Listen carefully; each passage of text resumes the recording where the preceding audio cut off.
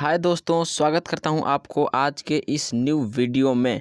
दोस्तों, अभी हम लोग नदी का जियोलॉजी जो है मतलब जियोलॉजी सब्जेक्ट का रिवर जो चैप्टर है उसे हम लोग अभी पढ़ने में लगे हुए हैं। रिवर का इंट्रो एंड रिवर का जो भी विकास है उस चीज़ के बारे में हम लोग पिछले वीडियो में पढ़ चुके हैं। तो उस वीडियो को आप लोगों ने अभी किसी ने नहीं देखा है, और अगर देखा है तो कमेंट सेक्शन में बता दो कि हाँ सर मैंने देखा है। एंड उस वीडियो का लिंक मैं डिस्क्रिप्शन बॉक्स में दे दे रहा हूँ, ताकि मैं ये बता रहा हूँ कि जो सिलेबस है मैं उसको पूरा करने के नज़रिए से इस चैप्टर को पूरा कर रहा हूँ, ताकि इसमें जो भी पढ़ाऊँ सिलेबस ही पूरा कर डालूँ।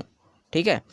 और कमेंट आपका आया था कि सर बताइए कि जो पूरा सिलेबस आपने बताया है पिछले वीडियो में, तो उसमें से हाफ सिलेबस पूछेगा या फुल सिलेबस पूछेगा जियोलॉजी का टर्म 2 में। तो मैं आपको पहले ही बता दूं कि ना ही इसका कोई मॉडल सेट आता है, ना ही कोई सैम्पल पेपर है, कुछ भी नहीं है। ठीक है। हम लोगों को पूरा पढ़ना पड़ेगा, यानी कि जितना सिलेबस मैंने बताया था उन सभी सिलेबसों को पढ़ाना होगा हमको। लेकिन यहाँ पे क्या है कि आप लोग वीडियोज़ को देखते नहीं हो एंड सिलेबस किए हुए हो। तो मेन चीज़ है नॉलेज आपको होना चाहिए सबसे पहली चीज़। ठीक है।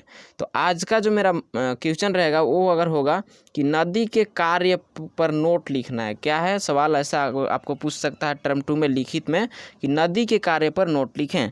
तो उससे पहले हम लोग नदी के विकास क्रम सारा कुछ पिछले वीडियोज में पढ़ चुके हैं, लिंक इन डिस्क्रिप्शन बॉक्स। अब देखिए हम लोग पढ़ेंगे नदी के कार्य पर नोट, इसके बारे में हम लोग लिखते हैं और सबसे पहले इसको पढ़ लेते हैं। ठीक है। तो मैं समझाते चलूँगा एंड आपका काम है लिखते चलना। ठीक है। तो देखिए क्या है कि नदी प्रमुख रूप से निम्नलिखित 3 कार्य करती है। कौन सा काम करती है? प्रमुख रूप से 3 ही काम करती है, जो कि नीचे लिखा हुआ है, निम्नलिखित है। उस पहला देखिए, अपक्षयित शैल खंडों को उठाना। क्या बोला? अपक्षयित शैल खंडों को उठाना, जिसको इंग्लिश में हम पिकिंग बोलेंगे। क्या बोलेंगे? पिकिंग। तो इसको अब हम हिंदी में बहुत बेहतर तरीके से समझा दे रहे हैं कि यह उठाया हुआ शैल मतलब चट्टान, यह उठाया हुआ शैल खंड वास्तव में नदी का एक प्रकार से लोड है। क्या है? भार है। क्योंकि देखिए कि अगर आप सवारी गाड़ी चला रहे हैं और क्या है कि बीच में आपको सवारी मिल रहा है, तो क्या आप उसे लोड कीजिएगा ना? हाँ कीजिएगा। तो क्या हो गया? गाड़ी पे क्या हो गया? भार हो गया। वैसा ही है कि उठाया हुआ शैल जो है, जो उठाता है, अपक्षयित में क्या होता है कि शैल और खंडों को उठाता है, और नदी में एक प्रकार से क्या हो जाता है? भार हो जाता है, क्योंकि नदी हमेशा बहते रहती है तो बहाव के क्रम में उस पर लोड रहता है, जिसकी प्राप्ति जल में घुली हुई अवस्था, समझ में आ गया, विलयित तैरते हुए अथवा निलंबित और ढकेले हुए कर्षण भार के रूप में होती है। तो यहाँ पे आपको क्या समझ में आया कि लोड होती है, इतना समझ आ गया। अब जिसकी प्राप्ति कहाँ से हुई? जल की अवस्था से हुई, अर्थात मतलब जो घुली हुई था, जो घुला हुआ है, विलयित है, तैरते हुए है, अथवा जो निलंबित है, ढकेला हुआ, कर्षण भार के रूप में ये होता है। कंप्लीट। नंबर ब में क्या बोला है अगला में कि तलछट शैल का परिवहन। क्या बोला? तलछट शैल का परिवहन, इसको बोलेंगे ट्रांसपोर्टेशन। क्या बोलेंगे? ट्रांसपोर्टेशन। देखिए नदी काटे छाटे हुए शैल खंडों को अपने साथ बहाकर एक स्थान से दूसरे स्थान को ले जाती है। मतलब कि जो टुकड़ा टुकड़ा पत्थर हुआ, उस टुकड़ों को अपने साथ पानी के साथ बहाकर एक जगह से दूसरे जगह ले जाती है। यह नदी द्वारा तलछट का परिवहन कहलाता है। तो इसे क्या बोलेंगे इस प्रक्रिया को? कि तलछट का परिवहन बोलेंगे। यह परिवहन कार्य नदी के वेग एवं उसमें जल के आयतन वॉल्यूम पर निर्भर करता है। समझ में आ गया? आई होप दैट इतना समझ में आ गया होगा। एंड आप इसे लिखते चलेंगे वीडियो को स्किप कर करके। उसके बाद नेक्स्ट है हमारे पास कि नदी द्वारा तलछट का निक्षेप। क्या? नदी द्वारा तलछट का निक्षेप, इसको बोलते हैं डिपोजिशन। क्या कहेंगे? डिपोजिशन। नदी का तीसरा प्रधान कार्य अपने द्वारा काटे छाटे तलछट पदार्थ का किसी स्थान पर निक्षेपण करना है। यह कार्य प्रायः तब होता है जब नदी की गति मंद पड़ जाती है, यानी कि नदी की जो गति है धीमी होती है, अथवा उसमें आवश्यकता से अधिक भार हो जाता है। और नदी की गति क्या है? मतलब कि एक तरीके से बोल सकते हैं कि नदी का जो बहाव क्रम है ना, वो स्लो हो जाता है और उस पर भार अधिक हो गया, उसमें उसको वहन करने की क्षमता नहीं रहती है, और जो भी तलछट का निक्षेप होता है वो उसी जगह नदी में जम जाते हैं। जो कि अभी हम लोग को नदी के नीचे जो भी कंकड़ पत्थर ये मिलता है, तो आप जो जिस नदी में तेज बहाव है ना, उसमें आप नहीं खोज सकते हैं, ठीक है। और जिसमें कम होगा उसी के नीचे देखिएगा पत्थर उत्थर वो सब मिल जाएगा। अब देखिए ये तो हम लोग 3 प्रकार पढ़ लिए। अब अगला हम लोग को पढ़ना है नदी घाटी का विकास। क्या पढ़ना है? नदी घाटी की। अब नदी घाटी कैसा होता है? कल तो हम लोग केवल घाटी पढ़े थे, उसका आकार कैसा होता है? V आकार का होता है, ठीक है। तो रिवर वैली डेवलपमेंट हमको पढ़ना है। नदी घाटी के विकास से तात्पर्य घाटी के जो डीपिंग है एंड चौड़ाई है, ठीक है ना, वाइंडनिंग एवं लंबी लेंथनिंग होने से है। समझ में आ गया? मतलब कि नदी घाटी का विकास क्या बोलेंगे, उसमें क्या होना चाहिए? पहले तो डीप होना चाहिए। क्या होना चाहिए? डीप। उसके बाद चौड़ा, उसके बाद लंबा होने से है तात्पर्य इसका। समझ में आ गया? नदी घाटी का सबसे गहरा होना अपक्षय द्वारा ही संभव है। यह अपक्षय अग्रलिखित 5 रूपों में होता है। पहला, प्रवाह शैल की द्रव चालित क्रिया। दूसरा, पृष्ठ के बलकृत अपर्दन। तीसरा, नदी में उत्पन्न होने वाले भंवरों द्वारा जलज गतिकाओं के निर्माण से। प्रवाहित जल द्वारा रासायनिक अपर्दन के द्वारा। नदी घाटी के तल में अपक्षय क्रिया के द्वारा। घाटी के चौड़े होने से अभिप्राय है कि उसके दोनों किनारों के मध्य दूरी बढ़ जाने से होता है। समझ में आ गया? ये सारे चीज़ों को आप लोग लिखते चलेंगे एंड समझते चलेंगे। उसके बाद नदी की घाटी निम्नलिखित कारणों के परिणाम स्वरूप चौड़ी होती है। अब देखिए जो नदी का घाटी हुआ उसका निर्माण कैसे हुआ ये समझ में आ गया। अब चौड़ी किस किस के चलते होगा? तो चौड़ी होने का रीजन पहला कि प्रवाहित जल द्वारा पार्श्विक अपर्दन द्वारा, ठीक है। उसके बाद दूसरा, वर्षा जल द्वारा घाटी को चौड़ा किया जाना। तीसरा, जल द्वारा अपक्षय होने से घाटी के किनारे कटते छटते रहने से एक दूसरे से पहले की अपेक्षा विस्तृत हो जाते हैं। चौथा, मुख्य नदी में दोनों किनारों से सहायक नदियों के मिलने से, मतलब कि जहाँ सहायक नदी मुख्य नदी से मिलती है वहाँ उसके विशेष रूप में घाटी ऑलरेडी चौड़ी हो जाती है। कंप्लीट समझ में आ गया। अब जो घाटी का लंबा होने की प्रोसेस है तो वो भी 3 प्रक्रिया पर निर्भर होता है। पहला, अभिशीर्ष अपर्दन, जिसको हेडवार्ड इरोजन द्वारा कहते हैं, ठीक है। तो इस क्रिया के द्वारा नदी की लंबाई बढ़ती है और नदी उद्गम पर उससे छोटे छोटे चश्मे मिलते रहते हैं और साथ साथ नए चश्मों की भी वृद्धि होती है। नंबर 2 है कि नदी विसर्पण, जिसको मेंडिंग कहेंगे। तो नदी के विसर्पण द्वारा भी नदी की लंबाई में वृद्धि होती है। समझ में आ गया? तीसरा, मुहाने पर निक्षेपण के कारण नदी घाटी की लंबाई उसके मुहाने, ठीक है, पर मिट्टियों के जमा होने पर या भूमि के उत्थान के कारण भी बढ़ जाती है। उदाहरण, गंगा का मुहान जो है वो हो जाएगा। यह मुहाना कभी कलकत्ता के निकट था किंतु अब यह कलकत्ता से लगभग 150 किलोमीटर की दूर दक्षिण की ओर ये हो चुका है। तो ये इसको बोलेंगे मुहाने के चलते नदी घाटी का बढ़ना। अगला क्वेश्चन देख लीजिए आप, दिया है क्वेश्चन ही अलग हो गया, उसका आंसर उतना ही होगा, ठीक है। तो ये आपका क्वेश्चन क्या कह रहा है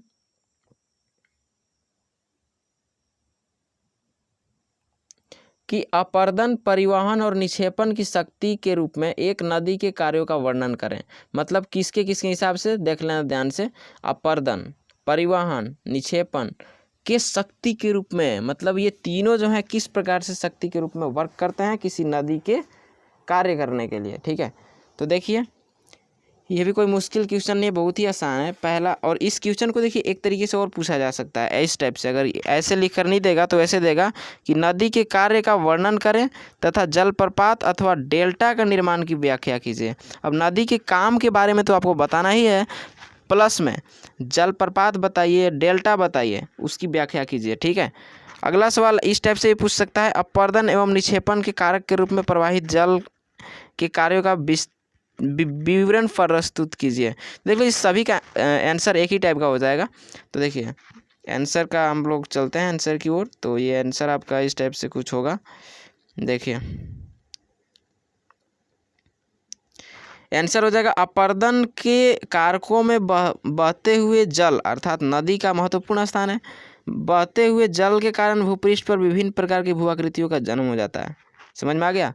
और ये जो है ना नदी का प्रमुख कार्य 3 होता है, इरोजन, अपर्दन जान रहे हैं आप लोग, परिवहन भी और निक्षेपण भी पिछले वीडियोज में हम लोग बात किए हैं। मैं आपसे गुजारिश करना चाहता हूँ बार बार कि आप क्या करेंगे, पिछले वीडियोज़ को एक बार ज़रूर देखेंगे, तभी आपको पूरा रिवर्स समझ में आने वाला है। पहला, नदी के अपर्दन का कार्य पहले हम लोग जान लेते हैं कि नदी के अपर्दन का क्या मतलब है, क्या कार्य है, ठीक है। सो चलिए देखते हैं इसे। कोई बड़ी ये भी नहीं है, मुश्किल चैप्टर भी नहीं है ये। नदी जल किनारों तथा ताली को काटता छाटता बहता रहता है। क्या बहता है? किनारों को क्या करता है? काटते रहता है, प्लस में बहता है। नदी का यह काट छाट के कार्य उसके द्वारा अपर्दन किया जाना कहलाता है। क्या कहलाता है? कि जो नदी का किनारे, बैंक जिसको बोलते हैं, बैंक ऑफ द रिवर, वो जैसे काटेगा तो उसको हम लोग क्या बोलेंगे? कि नदी के द्वारा अपर्दन किया जा रहा है। नदी अपने प्रवाह शक्ति के द्वारा अपने मार्ग में आई हुई सैलों को तोड़ती काटती जाती है, ठीक है, और इसकी धारा में सैलों के बड़े बड़े टुकड़े बहते हुए चले जाते हैं। बहते समय ये आपस में टकराते हैं, टकराने से ये टूट टूट कर चूर्ण हो जाते हैं। समझ में आ गया? इसमें से कुछ तो छोटे छोटे पत्थरों के रूप में रह जाते हैं, कुछ रेत तथा मिट्टी के सरीखे के रूप में परिवर्तित हो जाती है। नदी द्वारा अपर्दन की क्रिया निम्नलिखित तथ्यों पर की जाती है। अब बताइए यहाँ पे कि हम लोग पढ़ लिए फर्स्ट में क्या? नदी के द्वारा अपर्दन का कार्य। अब देखते हैं कि अपर्दन किस किस रीजन से होता है। तो पहला बताया क्या? कि भूपटल का ढाल। अपर्दन तो ऐसे ही होता है ना, ढाल पे। तो स्लोप ऑफ द लैंड, यदि नदी का प्रवाह क्षेत्र खड़ी तथा तीव्र ढाल वाला होता है तो नदी तीव्र गति से बहती है। इस कारण वह अपने किनारों की बड़ी बड़ी चट्टानों को भी काटने में सफल हो जाती है। मतलब कि अगर तीव्र गति से नदी का प्रवाह हो रहा है तो अगर नदी के बैंक पे, यानी कि नदी के किनारे पे बड़ा सा चट्टान भी होगा ना, तो उसे वो काटने में सफल हो जाएगा, जैसा कि नदियाँ पर्वतीय ढालों में करती है। समझ में आ गया? किंतु मैदानों के क्षेत्र में नदी का प्रवाह मंद ढाल वाला होता है, अतः उसकी गति पर्वतीय भाग की अपेक्षा मंद होती है। इस कारण नदियाँ मैदानी भाग में बहुत कम काट छाट करती है। मैदानी भाग में क्या है यार? समतल है, थोड़ा सा मतलब ऊंचा रहता है, थोड़ा सा ऊंचा ऐसे डला, तो क्या है कि पानी आराम से बहता है, उस समय उतना अपर्दन नहीं होता है। लेकिन घाटी एरिया में क्या होता है कि ज़्यादा अपर्दन होता है। मान लीजिए ये नदी है और इतना अगर ढलान रहेगा तो क्या होगा कि बगल में इतना बड़ा चट्टान भी लगा होगा ना, तो इसे काटने में सक्षम, इसको ये बराबर कर देगा काट के, ठीक है ना, इतना पर से ये काट के बराबर कर देगा, अंदर ले जाएगा, ठीक है। तो इस चीज़ों को मैंने समझाने का प्रयास किया, जो कि यहाँ पे कंप्लीट हुआ। नंबर 2 पे क्या लिखा है कि नदी जल की गति या वेग। अब देखिए नदी जल का गति या वेग पे क्या डिपेंडेंट है? Velocity of the river water. देखिए नदी जल की गति उसके प्रवाह क्षेत्र के ढाल पे निर्भर करता है। किस पे निर्भर करता है? प्रवाह क्षेत्र के ढाल पे। जिस नदी का प्रवाह क्षेत्र तीव्र ढाल वाला होता है उसकी गति मंद ढाल वाली नदी की अपेक्षा तीव्र होगी। वास्तविक बात है यार, जो मंद चल रहा है तो तीव्र वालों को ही ज़्यादा होगी उसका। जब जल की गति तीव्र होती है तो उसके द्वारा अपर्दन का कार्य तीव्र गति वाले जल की अपेक्षा बहुत अधिक होता है। नदी जल की तीव्रता उसके प्रवाही क्षेत्र के खड़े ढाल पर जल की अधिक मात्रा नग्न अभेद्य सैलों से बनी संकरी घाटी तथा मार्ग के कंकड़ों पत्थरों के अभाव पर निर्माण करती है। अगला तीसरा है कि घाटी का स्वरूप क्या होता है? Form of the valley. नदी द्वारा अपर्दन की मात्रा उसकी घाटी के स्वरूप पर भी निर्भर करती है कि किस प्रकार की वो घाटी है। यह नदी की घाटी संकरी एवं तथा तंग है, ठीक है। इस नदी के द्वारा कटाव अधिक किया जाएगा। दूसरी ओर यदि घाटी चौड़ी है तो कटाव का कार्य कम होगा। देखिए जहाँ पे पतली चीज़ होता है ना, वहीं पे ज़्यादा मतलब क्या धक्का मुक्की होता है। जहाँ पे फैला है तो कटाव की क्या मतलब है? जहाँ पे मान लीजिए कि एक गली है, छोटा सा एकदम पतला सा गली है, ठीक है ना, तो इसमें अगर ज़्यादा आप वाटर दीजिएगा तो प्रेशर ज़्यादा रहेगा, काट छाट ज़्यादा होगा। लेकिन फैला है तो क्या मतलब है? आराम से जा रहा है, बह रहा है, बह रहा है, कोई मतलब नहीं है, ठीक है। तो वो उसी चीज़ को यहाँ पे आपको बताया गया है। उसके द्वारा अगर जितना ही फैला रहेगा तो क्या होगा? कटाव सकते की करने मतलब काटने की क्षमता जो है कम हो जाएगी। उसके बाद चौथे नंबर पे दिया है जल की मात्रा। देखिए अधिक जल होने पर नदी का बहाव न केवल तीव्र होगा अपितु उसमें शक्ति भी अधिक हो जाएगी। जब जल का बहाव अधिक, जहाँ पे पानी रहेगा तो बहाव तो तेज हो भी करेगा, प्लस में उस वाटर की शक्ति भी काफ़ी अधिक हो जाएगी। अतः उसमें अधिक अपर्दन करने के अतिरिक्त अपने द्वारा बड़े से बड़े शिलाखंडों को बहाकर ले जाने की क्षमता बढ़ जाएगी। नदियों की जल की प्राप्ति अब कहाँ कहाँ से होगा? मतलब नदी लोगों को जल कहाँ से प्राप्त होता है? पहला चीज़ वर्षा, हिम तथा ग्लेशियर की बर्फ़ के पिघलने से इसे बोल सकते हैं। सहायक नदियों द्वारा, कि मान लीजिए छोटा मोटा नदी आकर और एक में मिला दिया तो बड़ी नदी का निर्माण हो गया, इस टाइप से। भूमिगत जल के स्रोतों से, अब जहाँ पे ऐसा भी होता है कि नदी कुछ मतलब कि क्या बोल सकते हैं, नदी कुछ ये भी होती है, जैसे भूमिगत जल क्या कि ज़्यादा डीप में नदी है और भूमिगत जल की मात्रा जो है धरती पे बढ़ रही है, इस टाइप से भी बोल सकते हैं। अगला चीज़ है कि शिला चूर्ण की मात्रा। शिला मतलब पत्थर हो गया, ठीक है, पत्थर की मात्रा जो है वो क्या है। प्रवाहित जल अर्थात अमाउंट ऑफ सैंड ग्रेन्स बोलेंगे ना। प्रवाहित जल अर्थात नदी जल के अंतर्गत शिलाचूर्ण तथा शिलाखंड मिले रहते हैं। शिलाखंड मतलब पत्थर का टुकड़ा, जो नदी द्वारा अपरदन कार्य में हाथ बटाते हैं। नदी में इसकी प्राप्ति घोल के रूप में यानी कि सॉल्यूशन के रूप में, लटके हुए कणों के रूप में, सस्पेंशन पार्टिकल्स तथा लुढ़कते हुए कणों रोलिंग पार्टिकल्स के रूप में होती है। नदी द्वारा अपरदन में उपयुक्त सभी साधनों का सहयोग होता है। नदियों द्वारा अपरदन का कार्य निम्नलिखित 4 रूपों में किया जाता है। कंप्लीट। अब बताइए यहाँ पे कि हम क्या बोले कि नदी का अपरदन का कार्य अब 4 तरीके से फिर से होगा। उसमें जो पहला है उसको बोलते हैं कोरोजन। क्या बोलते हैं? कोरोजन, यानी कि रासायनिक अपरदन। नदी के जल के कारण सैलों में पाए जाने वाले खनिज घुल जाते हैं। इस प्रकार की क्रिया से सैलें ढीली हो जाती है तथा कालांतर में वे ध्वस्त हो जाती हैं। इस क्रिया को रासायनिक द्वारा अपरदन कहते हैं। क्रिया द्वारा वास्तव में नदी के जल में घोलन शक्ति खारेपन, कार्बन डाइऑक्साइड एवं अन्य सभी गैसों के सम्मिश्रण से बढ़ जाती है। समझ में आ गया? तो ये हो गया रासायनिक अपरदन। ठीक है, तो रासायनिक अपरदन में यानी कि पानी ही ये हो रहा है।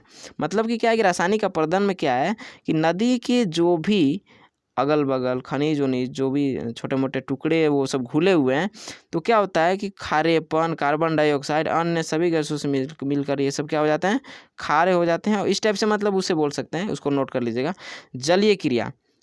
ठीक है, जब नदियों के प्रवाह के विशेष रूप में तीव्र प्रवाह के कारण सेल टूट जाती है, मतलब नदी के प्रवाह हुआ और विशेष रूप से तेज गति से नदी आया तो क्या हुआ, पत्थर टूट गया, तो टुकड़े होकर वे क्या होने लगेगा, बनने लगेगा। वास्तविक बात है। तो इस क्रिया को जलीय क्रिया कहते हैं। बहुत ही सिंपल था ये। तली का अपरदन मतलब तलों का अपरदन। इस क्रिया में नदी द्वारा बहाकर लाए हुए नवीन पदार्थों पर बलकृत क्रिया हो जाना। इस नदी द्वारा बहाकर लाए हुए नदियों के समतल तल को चट्टानों की टक्कर एवं पारस्परिक निघर्षण से टूट जाती है। ये टुकड़े जल के साथ बहते हुए तली का भी अपरदन करते रहते हैं। यह कारण तली का अपरदन कहलाता है। अगला दिया हुआ है शिलाखंडों द्वारा अपरदन या सन्निघर्षण। ठीक है, अब देखिए आज की इस वीडियो में हम बहुत लंबा वीडियो नहीं बनाना चाहते हैं, क्योंकि आप ही लोग का प्रॉब्लम होता है। आप लोग हमें रिस्पांस नहीं दोगे। मैं अपने फर्स्ट बार फिर से बता रहा हूँ, अगर आप हमें रिस्पांस नहीं दोगे तो जो आपका प्रॉब्लम है ना जियोलॉजी, उसको मैं बेहतर तरीके से नहीं करने पाऊँगा। ठीक है ना। सो गुजारिश है कि जितने भी स्टूडेंट हैं सभी एक दूसरे को शेयर करेंगे एंड हमें रिस्पांस देंगे, तभी हम आपको आप तक मतलब जो भी ये सब नॉलेजेस है ना, इसको मैं बताने पाऊँगा। So let's do subscribe my channel. And अगर इस वीडियो का आप PDF चाहते हैं तो यहाँ पे व्हाट्सअप कर सकते हैं एंड बोल सकते हैं कि सेंड मी PDF सर, तो मैं 5 मिनट के अंदर में सेंड करने वाला हूँ। ठीक है, thank you so much, all the best for watching this video.